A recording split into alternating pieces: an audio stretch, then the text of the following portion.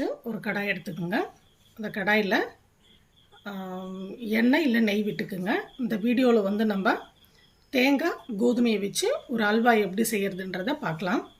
நான் சின்ன சின்ன துண்டுகளாக உடைச்சி வச்சுருக்கேன். முந்திரியை நல்லா இந்த எண்ணெயை விட்டு வறுத்து எடுத்துக்கிட்டேன்.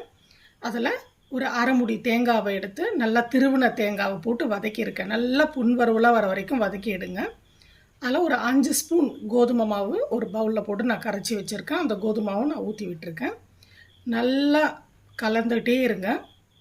அதில் ஒரு கைப்பிடி அளவு அந்த பவுல் ஒரு 5 ஸ்பூன் எடுத்திருக்கோம். ஒரு 15 ஸ்பூன் அளவுக்கு ஒரு வெல்லம் வச்சு நான் ஒரு கிண்ணத்தில் வச்சு கொதிக்க வச்சு அதை வடிகட்டி இந்த அல்வாவில் ஊற்றியிருக்கேன். அதை நல்லா ஒரு 20 நிமிஷம் பொறுமையாக கலந்து விட்டுட்டே இருங்க.